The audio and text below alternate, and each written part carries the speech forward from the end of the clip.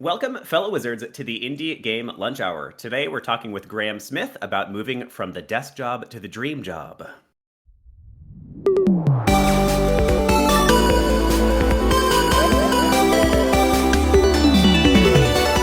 The Indie Game Lunch Hour. Wow. In our live magical podcast, we give game developers the chance to hear stories of breaking in from industry experts, as well as directly ask them questions about their areas of expertise in the second half of each episode. This is a mostly unedited recording of a weekly event we host on our Discord Wednesdays at 12 p.m. Eastern Time, so feel free to swing by and join us for the next one to ask your own questions live.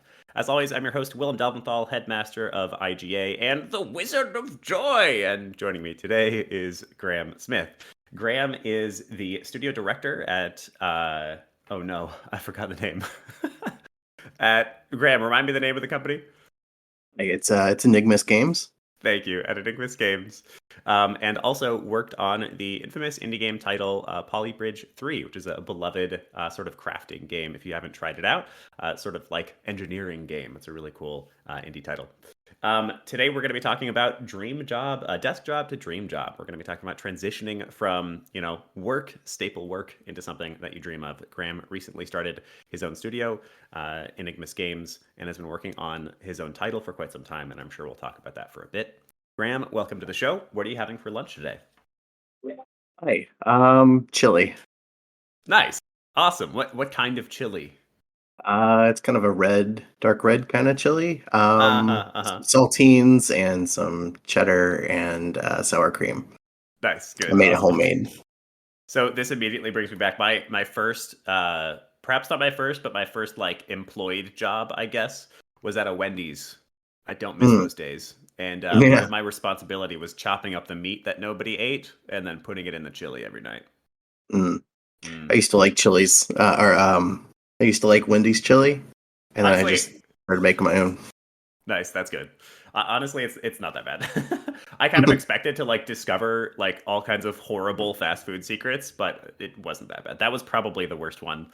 And even that, the meat is at most a couple hours old. It's not that it's not that weird. Well, welcome, Graham. I'm so excited to have you on the show.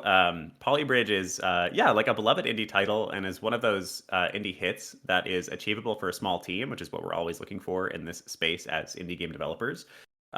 Wonderful to have somebody on who worked on it. It's also wonderful to have a 3D artist on here. We haven't had a 3D artist on in a bit. So excited to pick your brain about that. And of course, always good to hear about that story that we all want so much, which is to transition from the typical, just working to have money in the bank to working on something that we love and can't get enough of. So, Graham, I'd love to start, as always, on this podcast with your origin story. Please tell us how you got started and how you got to where you are today. Sure.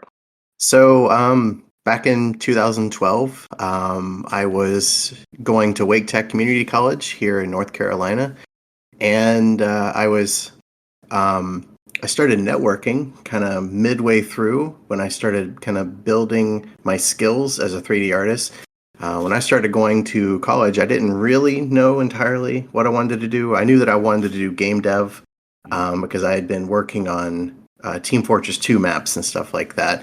But Nice. I eventually kind of pivoted away from level design into 3D modeling. And after a few semesters, I started to network, trying to get a leg up over everyone else in my curriculum. And I ended up adding someone by the name of Randy Greenback on Facebook. I don't even think I had LinkedIn back then.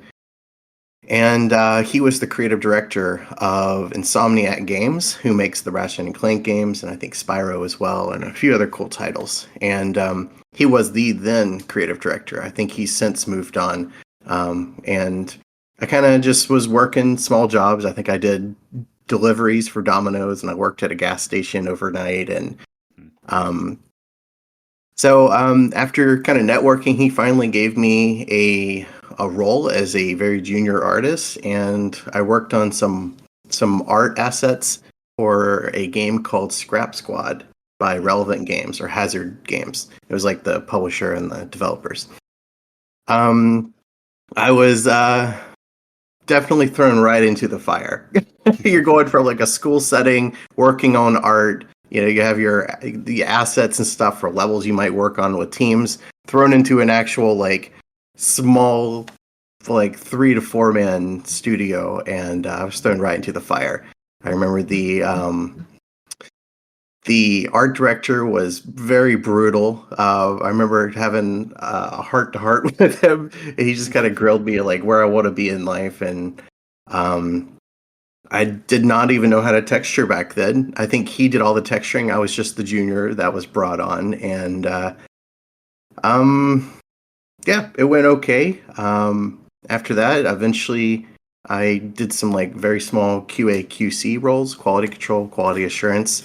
Worked at Elephant Mouse, which was just kind of a small startup studio with some people that worked.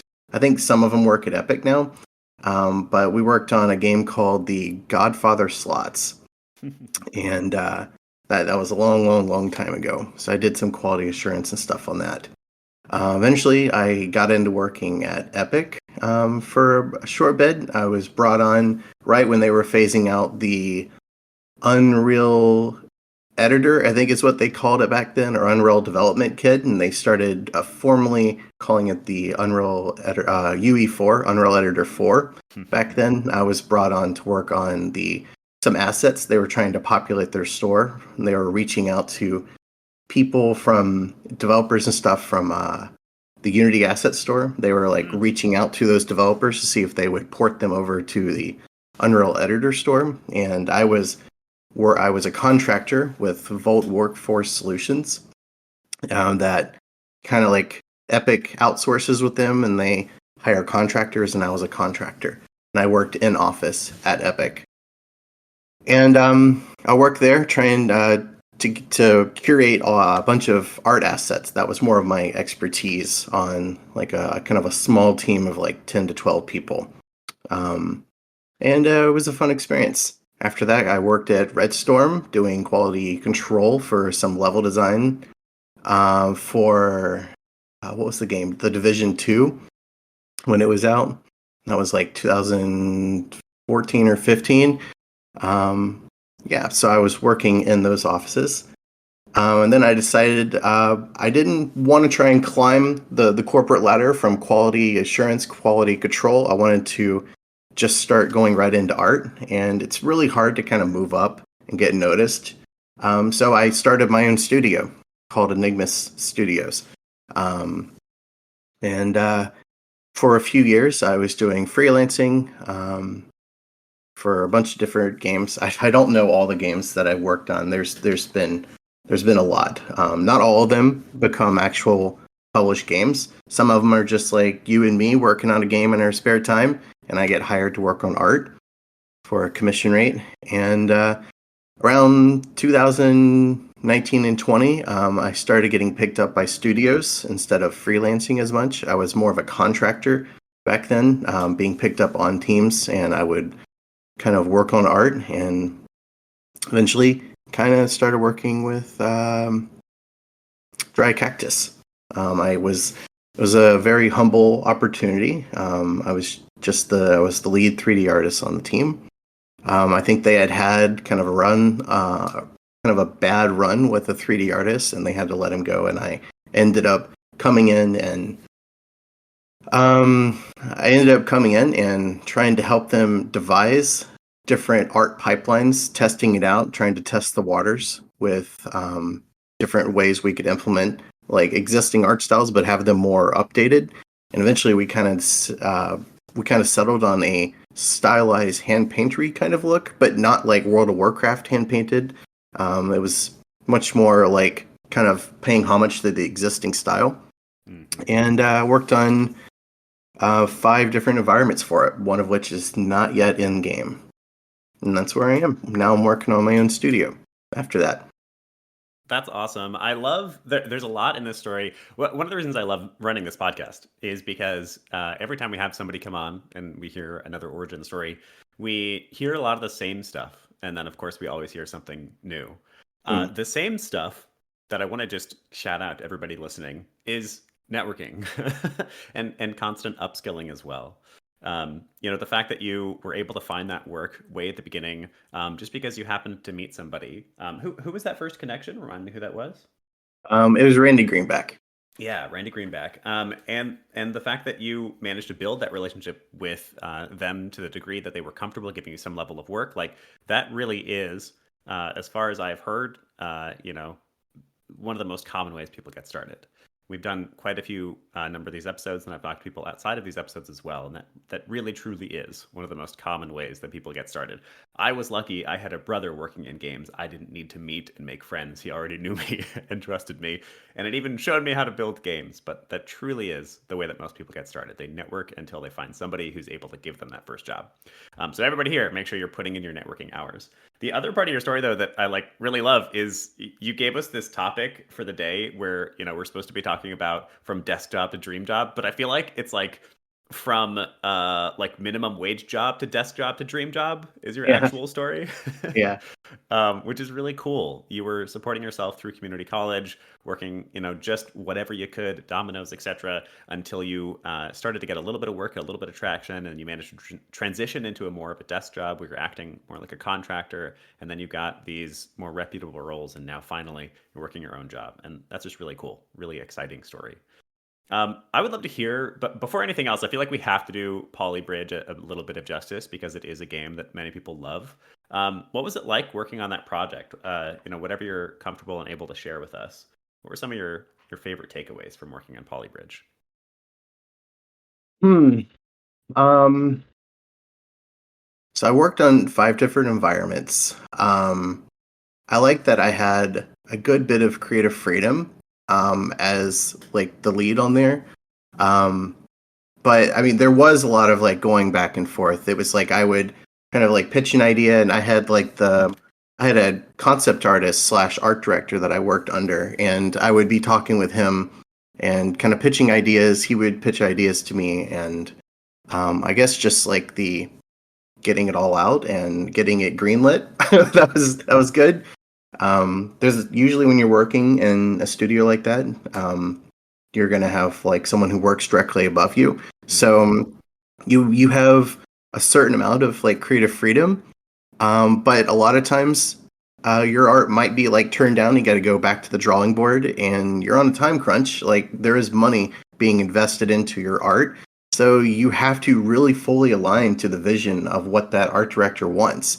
So yeah, you have creative freedom, but you don't want to just go ham. You have to have confidence in your art and sell it to the person you're pitching it to, right? Yeah. You have to have confidence in yourself because that confidence um translates into like I guess good art because you're selling yourself. Mm-hmm. So I guess like getting my art greenlit and in game and then seeing other people's like reactions of I remember like when the game was like first releasing, people would be talking about the art and stuff, and I think that as an artist we're like the face of like the game. I mean, you have the Right. gameplay and stuff, but like people see the screenshots before they get to play it. So Yeah. it's really important to really hammer that style down. Yeah. Yeah, I that's really cool. I think the the imposter syndrome is real for all of us. Was that your first lead role? Yeah. Well, I was working with another studio called Dream Cell Games, and I was the lead for that as well as the art director. And the game ultimately didn't pan out for a number of reasons that are a little bit private. But So common. um, say what? So common.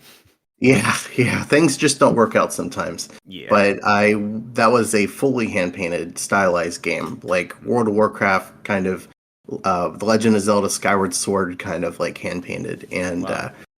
yeah, so I did a good bit of I did like I think all of the environment art for the game, but Oh. it didn't pan out. So, but I was the lead on that too. If you Okay. consider that, because it didn't like publish and release. Yeah. Still though, coming into Polybridge, acting as lead, it must have been a little bit unsettling. I'm sure there was at least a little bit of that imposter syndrome, biting at you in the back of your head. Um, yeah, a little bit. I mean, I had been freelancing in teams for a while, so I got kind of like comfortable working in like team settings like that. Hmm. I think that's really important. There was a little bit, yeah. I didn't know at like first. When I started working on Polybridge 3, I hadn't really played like Polybridge 1 and 2, but I knew about the games. Hmm. And I at that time, so the way I've always found work was I would put myself out there. I very rarely land any jobs by cold applying, and almost all of it is through networking. Um, and by that, I used to be on Facebook. I'm not on Facebook anymore, but I would be in like Facebook game development groups. And whenever work was coming to an end with freelancing, I would put a big post up. I'd say, "Hey, I just finished another successful contract, and this is my art style. And if you're interested, let's talk about your project, and we can discuss my wages and your workload." And instead of me applying to people, people would apply to me because I'd put myself out there on these platforms. And it's like casting fishing lines out. You're in multiple groups like that. Hmm. Um, After Dreamcell kind of failed and went under, I ended up putting a post out on LinkedIn, and they messaged me for it. And I had a few interviews back and forth, and ended up working out. And there was the whole onboarding process, getting used to how they get like their levels in game and getting the art in game. And then after like your first big level that you do, you kind of have an idea. So. Amazing. That is really. I'm sure. I'm confident. A lot of people in this audience are excited by the prospect of freelancing. Misha in the chat right now is talking about how sometimes people will tell him he's entitled when he asks for pay. Misha, ignore those people and don't work with them. First thing to say. So I love that you have managed to support yourself for a long period of time, and I love this mindset that you are talking about. Get them to apply for you. Not necessarily easy, and I think one of the biggest things to take away from what Graham has just said is Graham had the backlog. Graham had the portfolio. He had already built up the workload so that somebody could quickly glance and see that he was legitimate and worth hiring. So that's different from a lot of the spam messages you'll see of some rando who says, "Hey, pay me to do work." Graham had already established himself as somewhat of an expert, to the point where it doesn't sound like you were honestly that nervous about Polybridge. Once you got in and had a little bit of onboarding, you were like, "Yeah, I got this." And that I think is a mindset for all listeners to take away from this. Yeah, I wasn't very nervous, but I was very humbled that I was given the opportunity, you know? Yeah. It is. When I first got started in games, I did not understand. I am a privileged man. I did not understand exactly how lucky I was to get that first role. And as I said, in large part, it's because of my brother. I had been building games since I was like 12, so I did have a portfolio. And I really impressed the recruiters. There's parts to the story that I absolutely played.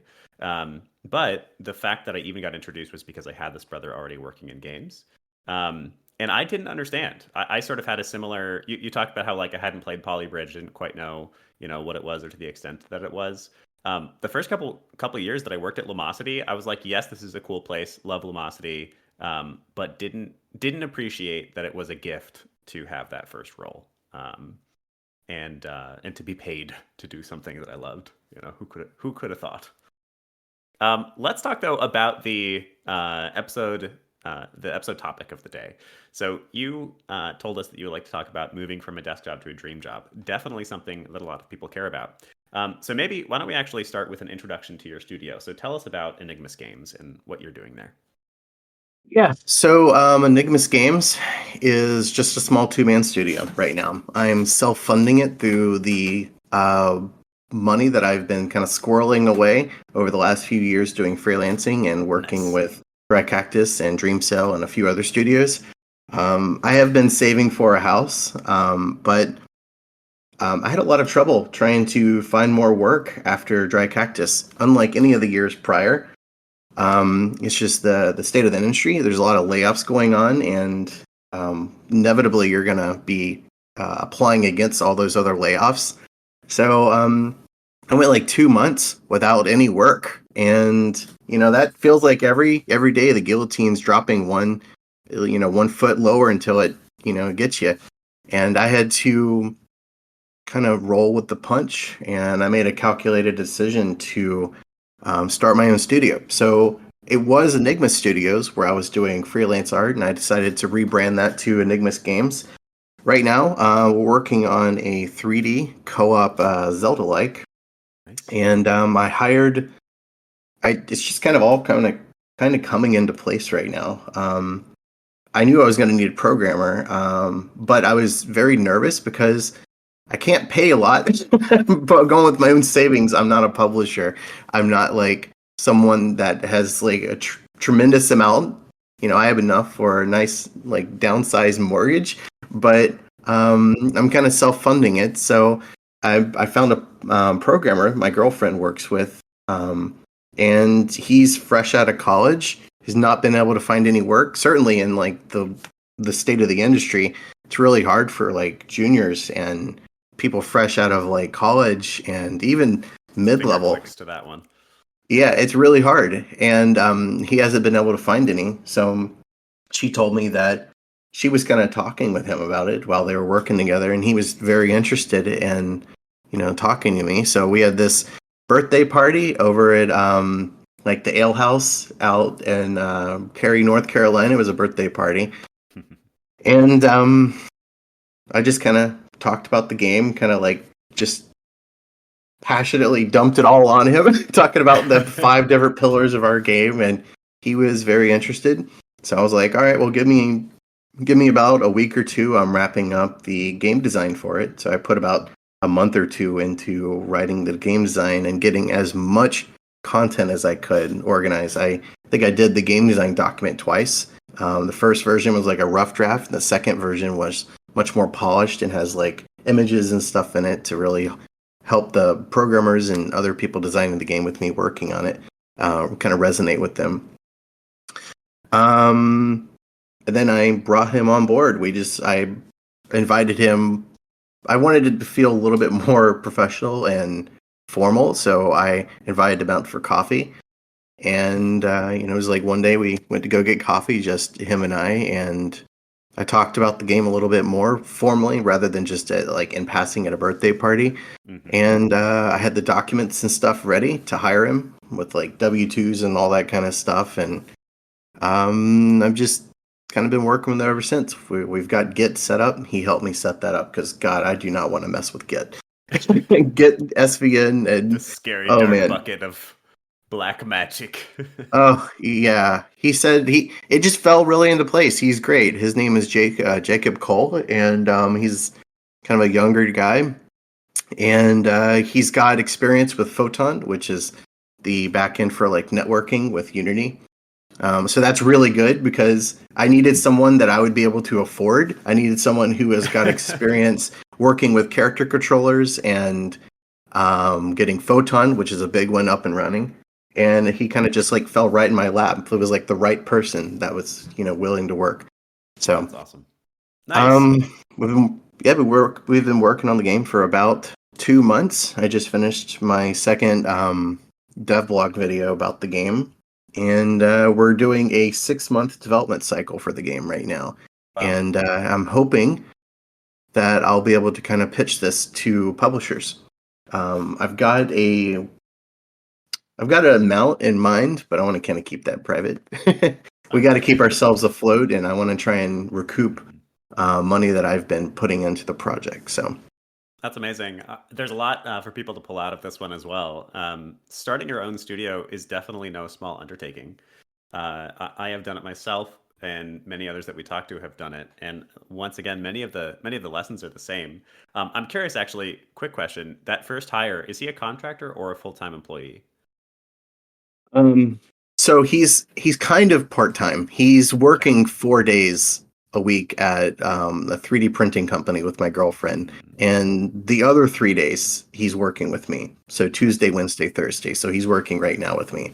So he doesn't really have a lot of time. He's working on trying not to burn out, but I can only pay so much. So Yeah. the hope is we work for a few more months, February, and I'll pitch. If we can get some funding, he can switch out of his job and work full-time with me with salary. Awesome. Yeah. Yeah. The reason I ask is because a lot of people feel like they can't get started. They can't start their own studio. They can't form a studio with other people. largely because they're scared, which I get. There's a lot that goes into building a studio, but you can start a lot smaller than you'd think. I have pretty much always started. The Indie Game Academy is my third business, and every business I've started with contractors before I go to employees. So I hire people on for a couple hours a week, part-time work. And that is so much more of a boon than you'd think, and is relatively easy and not that scary to set up. And so you really can get started a lot easier than people might think. Now, I am curious. You're using this. You've given us this topic of dream job to desk job to dream job, and now you've given us some perspective into how that actually happened for you. But I would love to hear your thoughts. What is your sort of like 101, your introduction for those who are thinking of trying to start their own studio or transition into a dream job? What is your top advice for them to actually get started? What should we be doing? Experience. I think that's really important before if you're going to be working with more than just yourself. Like there's not a lot of people in the world that could just make a game by themselves, doing the art, the design, the programming, and like bring it all together. Well, there's Like there's plenty of like Toby people. It's Fox. just, will it be good? You know? Yeah. Whenever you're working with one other person or a group of people, you're gonna just need to have experience. I'm trying to adapt the experience from my when I was working on Polybridge and how we developed the game for a year. There was already like I think they were using like Polybridge like 1 and 2 to build on top of and building new things on top of that. And so they were able to kind of build the game within like a year, from what I understand. Um, so like there weren't really any levels, I don't think. They were all very rough draft when I was brought on. Um, but they kind of that's my goal, is to kind of get a 6 month vertical slice and develop for a year. But I guess if you're starting your own studio, I think that having experience working under um, industry professionals, getting if you can land a job even as a junior and you see how they work, try and adapt that to you working with someone else. Yeah, that's there that I don't know. I've seen how good studios work and how bad studios work, and you try Yes. and use the good and the bad to push your own self forward. Yeah, I think that's excellent and simple advice. And some people are hearing this and feeling like, oh man, but I can't get experience. It's so hard to break in. Yeah, that Um, it's hard. that is true. But this is also the game industry, y'all. We have all been making games. Most of us have been making games since we were wee toddlers, and you can do it too. There's nothing stopping you from building and releasing your own games. There's nothing stopping you from forming groups that are all working on it as a passion project together, even though that'll totally fall apart sometimes. You, especially if you take the responsibility for keeping the team together, you can do that and release games totally for free with a group of people and get experience. You can volunteer. We just had Justin Williams recommend that. I'm sort of iffy on recommending that people volunteer because it feels a little I don't know. I don't love how it feels, but that's definitely something that you can seek. Go ask for organizations if you can volunteer for them. There's a lot of ways that you can get genuine experience, and very much so, studios and startups for that matter, startups in general that succeed are dramatically more likely to succeed if the founding team has had actual industry experience. So, yes, you can start your own studio, and yes, I want you all to start your own studio, but getting that experience before you start makes a humongous difference. May I interject real quick? Absolutely. So going back to what you were saying about volunteering, I don't bring people on that are volunteers personally, and that's not me being stingy. It's just I've worked with like teams where this is part of like seeing what works and what doesn't work. I've run teams before with like revenue share, where you all like kind of volunteer your time into creating something with the hopeful promise that there'll be a completed game, and most of the time it just doesn't work. That's my experience. It may work for you, but my experience is, it starts out good. You all are contributing towards the game, and then like a few months into the game's development, since you're not being paid, you all have this kind of stake in the game and you want to take it your own way. And that's why I don't do volunteer anymore. That's why I decided, even with my funding that I'm doing, I wanted to pay Jacob on my team, the programmer. Um, I want to be in control of my own IP. And when you have money in place, you have that control. That's just like, I'm paying you for your service versus you now having your own stake in the game because you volunteered. Or, Yep. it's important to maintain control over your own intellectual property. Yeah. Yeah, it's very much true. Casual teams, more sort of hobby teams, fall apart like all the freaking time. There's a couple things you can do to make them more likely. I do think so. Volunteering. Justin Williams is a recruiter at Blizzard. He's part of our community now. He's our recruiting professor. He's given us a couple of really awesome talks. And so he recommends volunteering basically because there are organizations out there, smaller studios all the way up to the big ones, that if you go and offer to volunteer, they may well say yes, and then you do have experience even though you're not getting paid. That's legit. It makes me a little uncomfortable because the legality of volunteer work is a little bit iffy.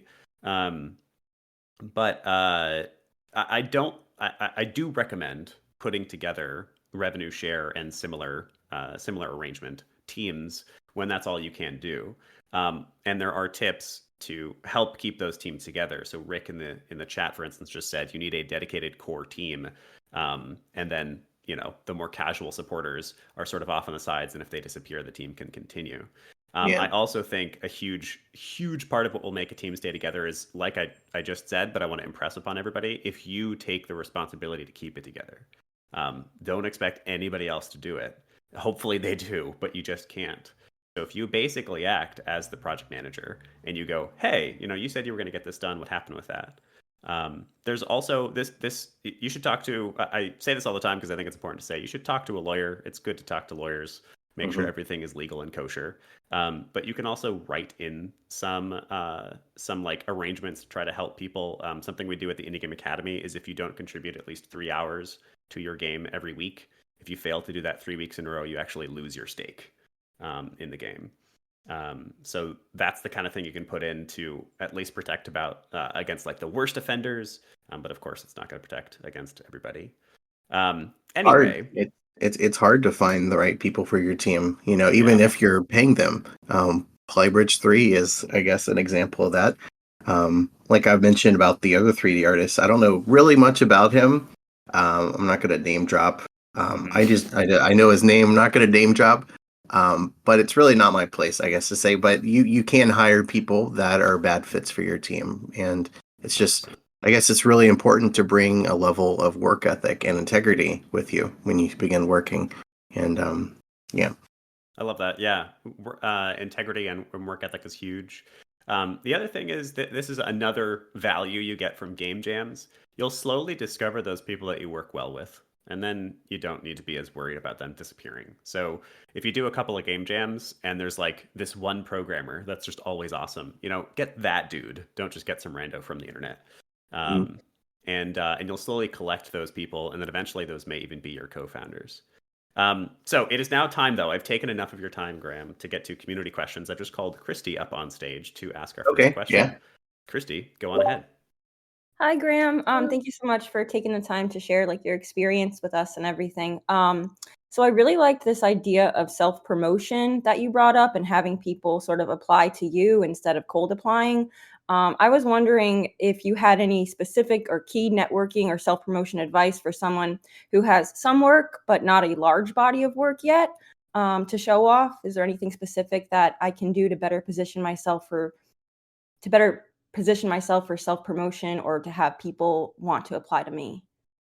Yeah, so I didn't mention this, but when I first started Enigma Studios, I was running my own JRPG called Obelisk, and that was revenue share, and that outright flopped, like for all the reasons I've mentioned so far.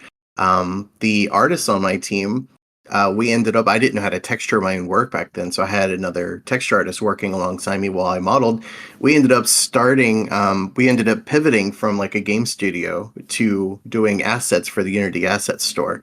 And for a year straight, I developed assets for the asset store. And Wow. I've got like 16 asset packs out right now for 3D stylized 3D art on the Unity Asset Store. And that gave me a really good portfolio and a good starting point for how to self-promote myself. because it was like a then and there, 1 year development. It wasn't like college work anymore. It was a relevant portfolio. And I remember after a year of doing it, I mean, it's I'm telling you from like a third person, talking now, but like when you're living in the moment, you don't always know like if you need to be pivoting, changing. And I think it was like 1 month. I didn't have any money coming in at all. I mean, I was working for free, working on these asset packs. That's the only money that I could take in. I ended up leaving a house that I was living with my girlfriend and working on art, just for asset packs. So I didn't make a lot of money. I ended up living with my mom again. It was a really low point. Um, but it was like 1 month I just got like the kick in the butt that I wasn't making enough money, and I talked to someone on LinkedIn and I wanted to begin freelancing. So going from making assets for sale online to going into freelancing, figuring out what your wage is. Um, but creating asset packs has been like a real boon in my life, despite it being kind of a low point, right? Does that kind of answer what you're asking? Um, yeah, in a way. I guess specifically for me, I'm a writer, so I wouldn't be making asset packs specifically. If you had any specific advice for writing, definitely. But I think that what you said is super valuable. Um, with writing, I guess it's like showing that you have things that you've published. I guess it's the same thing with like art. I have like asset packs that I had published. I guess if you have like you want to show like think about it from someone who would be hiring you. Um, they want to see that you have done this before, so that you're not gonna, I guess, being blunt, like waste their time and money, right? They want to see that you've got stuff out there. Yeah, Thank you. absolutely, Christy. I think we could probably crowdsource somebody. Let's ask this of the audience. Leave in the chat some ways that we can potentially build a portfolio for a narrative and or writing person. Gwen actually would be a great person to ask about that. But absolutely, for everybody, no matter what your profession or vertical is, released games matter, which is part of why we recommend game jams, why we recommend rev share teams if you can keep them together.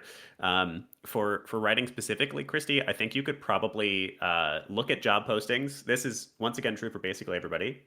Look at job postings, look at the technical tools and just tasks that they're mentioning in there. So we need somebody to come up with, a branching narrative system or something like that. Do the research to figure out exactly what that is and what people in the industry do. Maybe find somebody you can ask about that, and then build a game surrounding that concept, even if it's a solo project, even if it's just text-based for that matter. And then you can use that as a demo piece where you say, this is what I did for that thing. Awesome. Thank you. Of course. Thank you, Christy. All right. I'm going to call Rick up on stage for the second question. And let's see. Yeah, text-based games, the people are calling stuff out. Show your docs, usable by a team. Publish some text-based games. Twine, Ink, Bitsy. Join some visual novel jams. Yes, also good. Catalog of projects. All good advice. All right, Rick, you want to ask your question? Yeah.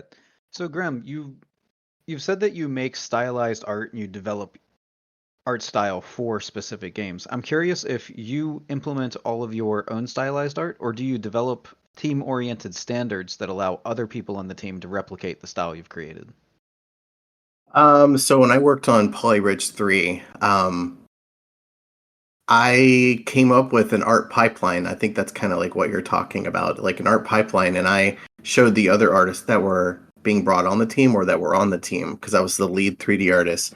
And I had it so that they could replicate the art style after I was working closely with the art director slash concept artist. And I would, show them how to do it. Ask your question one more time. I want to see if I'm answering it 100% correctly. Yeah, so I was talking about creating the standard so that others could replicate your art. So this would be, yes, a pipeline, but also like, are there parameters that you set? Like, how do you document it for the other artists? We kind of use Trello and Discord. Trello, we had some like screenshots and stuff, and it was a lot of like it was a lot of just like resonating with like how it went, because the other artists could do some stylized art too, and they saw like you get to a point where you can kind of see someone else's art and you can kind of figure out, deduce how they did that. And if there's any questions or hiccups, you just kind of message them, and I would do meetings with the other artists on the team. It would be just like very, very minimal, like one-on-ones. It wasn't anything formal. It was just like if we had questions, we'd ask one another, and um, yeah, it was just kind of like that's kind of how it was documented. It wasn't like, I don't remember it being like super formal, like big studio. It was just a group of people kind of working together in a Discord, and that's it was low key, and everyone trusted each other. So it wasn't like I don't remember it being a ton of documentation like that. We would post questions in our Discord channels, and usually it was like two or three different people would kind of chime in, and that was about it. It was like the lead person, that was the programmer. It would be like the art director and stuff like that, but it was just like communication. So you banked on your feedback loop. Yes. Mhm. Cool. I feel like that's often the answer on very small teams, on like sub 10 teams, sub 20 teams. And then as you get bigger, documentation becomes a little bit more important, or like design norms. I actually would love, Graham. I'm gonna ask a follow-up question here, because this is something that I think a lot of people who haven't really worked in the space really quite understand. What is an art pipeline? We use that term all the time, but Hmm. what is it actually describing? I guess like an art pipeline would be like how you get your art in game, from start to finish, and I guess like I guess it's like how to achieve the look of it. It's just it's like one of those terms I've always known and used, and it's like Yeah, now like you got to now define what nebulous it and means. ethereal. It's kind of broad. I guess it's like just um how you create. For me, I guess it's like how to create like stylized art from start to finish, and how to implement techniques along the way.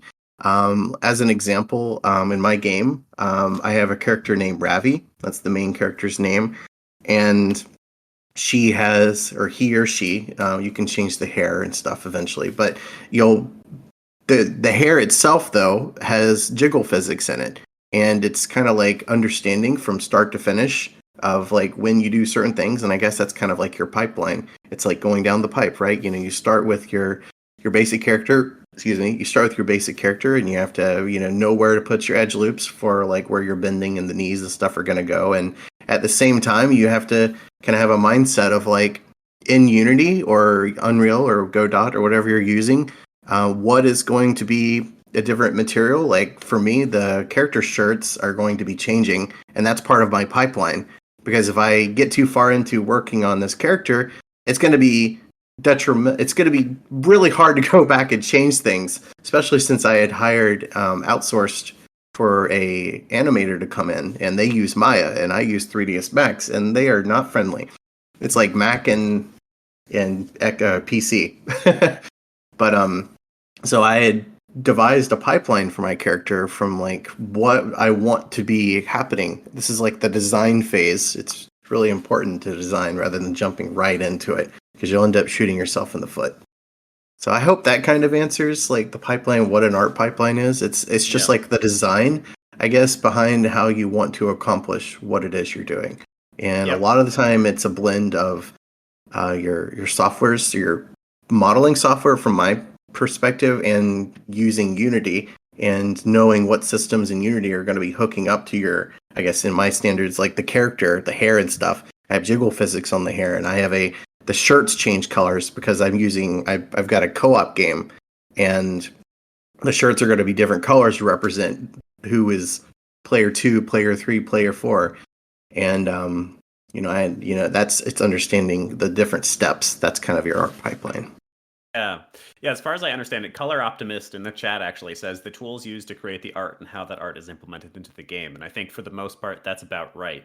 So we're specifically focusing on software and then how the work moves from each piece of software. Yes. And as far as I understand it, it's often going all the way from concept. So the first part of the pipeline is probably just like a conversation. We want jiggly hair. And the second part of the pipeline might be some kind of concept art. Maybe we're sketching out what the jiggly hair will look like. And then the third part is perhaps actually creating the model in a specific program in Maya or Blender or something, and then passing that into Unity and how those things actually connect. How does it get passed into Unity? And then in Unity, maybe we're animating it there. Like that, as far as I understand it, is an art pipeline. Is that about right? Yes. Yeah. Okay, cool. So now everybody knows. Definitively, we've answered it forever and always, and we'll never need to ask that question again, not even once. All right, now, if unless I am much mistaken, I believe it might be time for...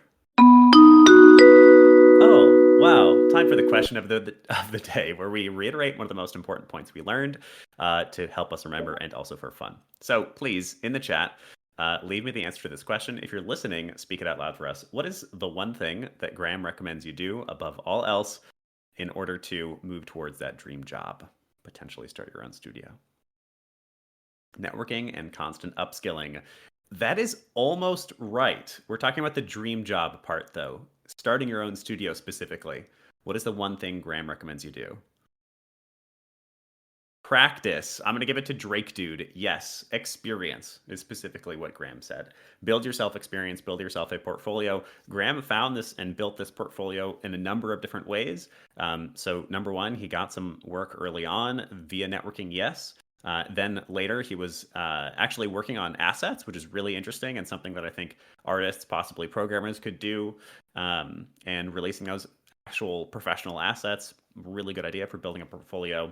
And then working on numerous studios, both the good ones and the bad ones, before trying to start your own. Obviously, that can be a tall order in and of itself, but having that experience is invaluable. And there's a lot of data to suggest that startups are far more likely to succeed when that founding team has that experience. So Drake Dude, we have actually upped the price because we're later in the semester, meaning our House Cup questions during this podcast are now worth 3 points instead of 1. Which house would you like to give your House Cup points to? Leave that in the chat for me. All right, we've got time for probably one more question. Maybe 2. I'm going to read Misha's question. Misha's question is next. Misha asks, what is your opinion on using game jams to create your own studio? And how do you keep the team together if they got other life obligations? Is it better to have a mix of seniors and juniors? And what would that ratio be? So I've never done any game jams. What? That's just me. That's just me. I know. Here, guys. It's been good. Just kidding. I've never done game jams. I kind of skipped past that and went straight into freelancing with teams, going my own route. But I know a lot of people that I've worked with that have done game jams. So I'm not the best person to ask about like game jams and turning that into a studio.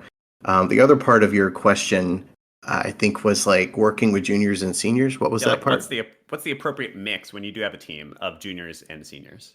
Which I think is a really interesting question. Well, when I worked with Dry Cactus, it was like, from what I understand, Patrick, who was the original developer, he kind of, I don't know his entire background, but he was kind of a senior. I know the guy that I worked directly under, he was very seniorized and worked in a studio for a long time. I think a good mix is just like having like 2, maybe 1 to 2 really good seniors on a small team like this and having some juniors. I don't know everyone's background on the team that I was working in, though. I just know myself and the people that I worked with. But I hope that kind of answers having like a good mix. You really do need a senior. And I consider myself, even after like working since 2012, but like formally doing freelancing with like tons of teams since 2015 all the way to now, I consider myself like kind of slightly above like mid-level. The guy that I worked with at Dry Cactus was like, he toppled me. he knew his pardon my language, he knew his shit. He was really good, and I think it's really important to have someone that's kind of more seniorized, someone that you can defer to and use their knowledge and also learn from. I'm utilizing a lot of my experiences from that team, kind of build my own team. So yeah. Yeah, I think in general, especially right this second, we have too few juniors. I think that said, you're totally right. Seniors are like real important. You are gonna have such a harder time building a game with only juniors. In my mind, I feel like the appropriate mix is probably about even. I feel like there's something that both of those people really bring to the table. A senior brings the experience. They're the person who actually knows how to get it done, who knows the art pipeline or whatever else, and isn't going to make really silly, simple mistakes. Junior might make those mistakes, but what a junior brings largely is energy and excitement, and often fresh ideas, because those seniors kind of get set in their ways, like this is the pipeline that's always worked, I'm going to keep using it, and a junior has no idea what they're doing, so they try random stuff. So having both of those is really important. And I feel like in general for me, I like to have a good solid, like even split. So I have that fresh energy, new ideas, but I also have people who are going to ground the new ideas to reality. I would love to fit in one last question. We'll make it maybe a quick answer. So this is from Gwen. Gwen, let me get you on stage. Gwen, would you like to ask your final question? Yeah, I just wanted to know, how can people who are new to the industry learn networking etiquette? Like, for instance, I was really surprised to learn that it's okay to go up to a publisher booth at an event and just pitch them the idea to your game, because my industry, the book industry, that would be completely an enormous faux pas. So how do we learn these things? So all of the stuff that I've been saying is just from my experience and isn't like a guide, like a 101 guide of like what is perfect and what is right. This is just my experience. But I had someone message me recently asking a very similar question, and I told them to reach out to a company that you are interested in working at, and speak with some of the people that, speak with like one or two people there and be genuine with them. Ask them about like what they do in their role. If you come up asking like, "Hey, do you have a job? Like, can I sell you my services?" That is a quick way to get blocked. That's not for everyone. Like, but I found if you talk to someone genuine versus having some sort of ulterior motive of like wanting a job, it's not going to work out very well. You wanna reach out to people and be genuine with them. Like talk to them about like what they do in their studio, what it's like working there, about like maybe sharing some of your art that you've done if you're an artist.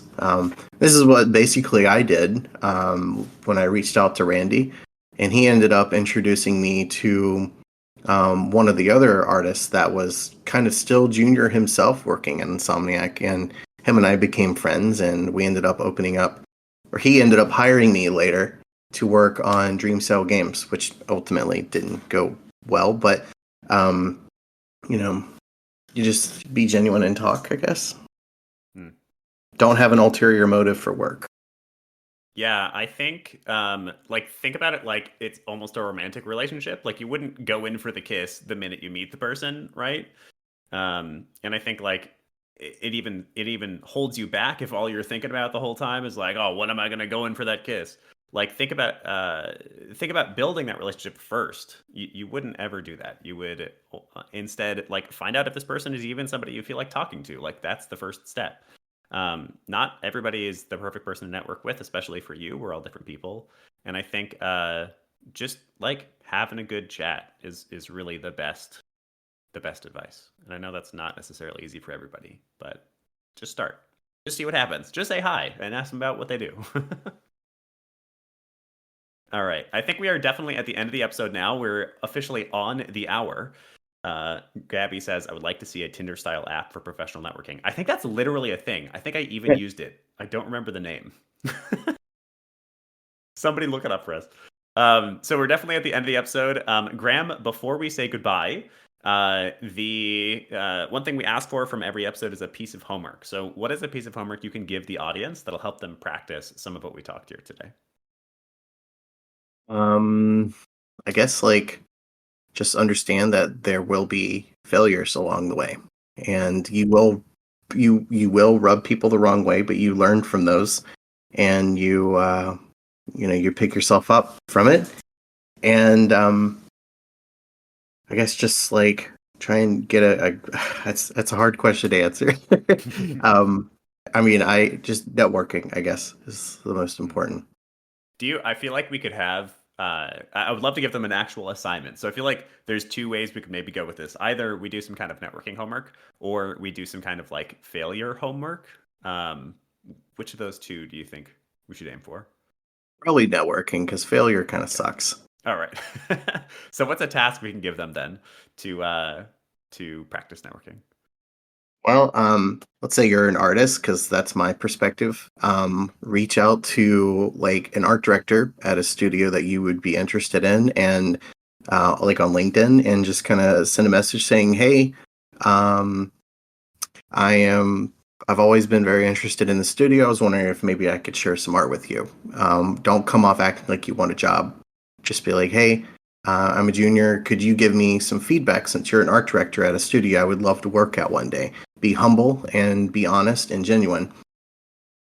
And once you've done that, keep talking with them over a period of weeks, months, however long it takes. And, sometimes these people end up moving out of the studios they're in. That's kind of what happened with me with Randy Greenback back in the day. He was working in Insomniac and then ended up leaving and starting his own studio, and he hired me as a junior. Awesome. Yes, I love it. Okay, I'm going to amend this slightly because remember that reaching out unsolicited is always a numbers game. A lot of people are going to ignore you. Yes, it is true. So 100%. So I'm gonna amend this homework very slightly. Your homework for this week of the Indie Game Lunch Hour is to reach out to 3 people you think are cool, creative directors or whatever makes the most sense to you at 3 companies you're excited about, and ask them about their work, and ask them about your own work as well. Be humble, be grateful for anything you get, and if you can, try to build a relationship with them. And then for the sake of posting the homework, because we like to do that, post your results. If everybody ghosted you, that's okay. Tell us about that. If you got 1 or 2 people to respond, tell us about that too. So post the results of this homework using the hashtag IGLHhomework, Indie Game Lunch Hour Homework, to LinkedIn and this Discord are the main places that you're going to get some response to that. So reach out to some people for us. That's your homework. All right, Graham, any last messages you want to say? Any last, anything you want to plug before we say goodbye? Um, uh, my game it's hopefully going to be releasing in the Vertical Slice in February, but we have a playtesting session happening over at my small community. That's where I'm handling everything from everyone coming from like LinkedIn and other Discords and friends and family, whoever wants to play it. I don't know if I'm allowed to plug that, but 100%. Absolutely. Okay. I'll do that later. But yeah, we're going to be doing a playtesting session to get a feel for our character controller and how good and precise it feels. So I guess is that it's happening at the very end of the month. I'm looking for as many people as possible to try it because feedback is crucial. So awesome. Yes, feedback definitely crucial. Love that as a final lesson, and absolutely, we're going to include a link. We'll just include the link to join your community if you're cool with that. Yeah, where would you like that at? You can drop that for us right now, either in general or in the event chat. But when we post this episode, we'll also put it down below in the description. Okay, cool. So send it our way. Yeah. All right. That is going to wrap us up for today for the sake of the recording. Thank you, everybody, for being here. Graham, thank you for answering these questions and giving us this perspective, telling us your story. Been great. 100%. Thank you for those who are listening for listening. And as always, we ask that if you enjoyed the episode, you send it along to just one other person that you think might enjoy it too. All right. That's going to do us for today. We'll see you again next week, Wednesday, 12 p.m. Eastern Time, here in this Discord. There's links to join down below. Thank you so much, everybody. Goodbye. Thank you, guys. Have a great day. Bye, guys. Bye.